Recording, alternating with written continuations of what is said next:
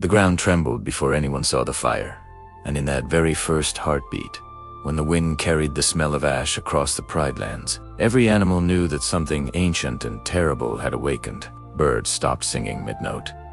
Zebras lifted their heads, and even the oldest elephants felt a chill move through their bones, because this was not an ordinary danger. This was the return of a nightmare the Pride Lands believed was gone forever, far beyond the green hills and the harsh outlands, where shadows stretched long and the earth was cracked like broken glass.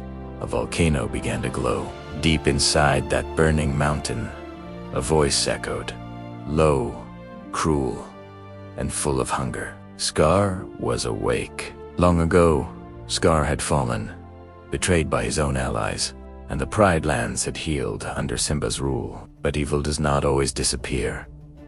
Sometimes it waits, through dark magic and whispered promises.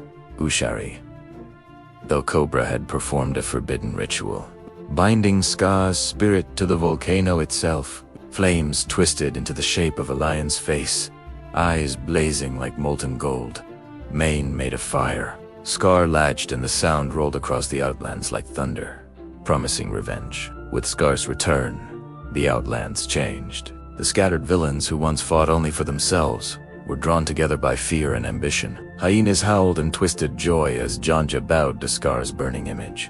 Jackals crept from the shadows. Crocodiles slid into poisoned rivers. Vultures circled above, and Oshari slithered proudly at Scar's side, whispering strategies and lies. Scar did not rush into battle.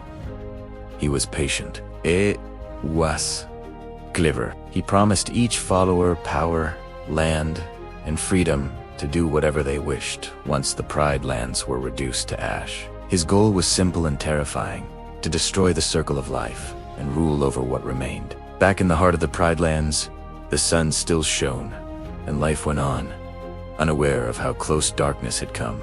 Kion, son of Simba, stood proudly on Pride Rock, his chest lifted and eyes bright. Though still young, he carried a great responsibility as leader of the Lion Guard.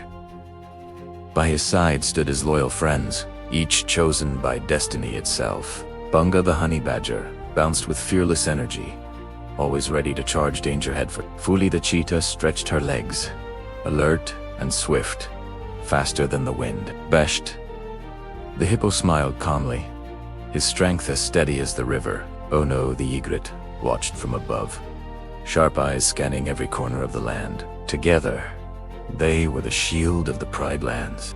Their bond was strong, their trust unbreakable. At least, it seemed that way.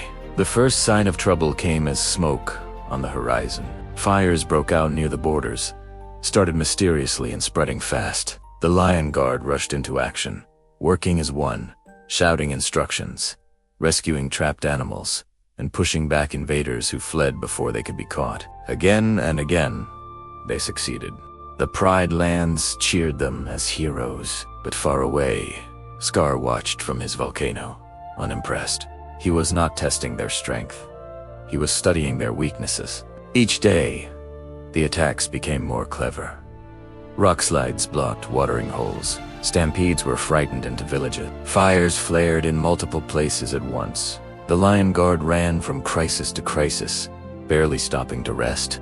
Kion felt the weight of leadership pressing down on him harder each day. He carried the roar of the elders, a powerful gift passed down through the kings of the past. When he used it, the spirits of ancient lions flowed through him, lending him their strength.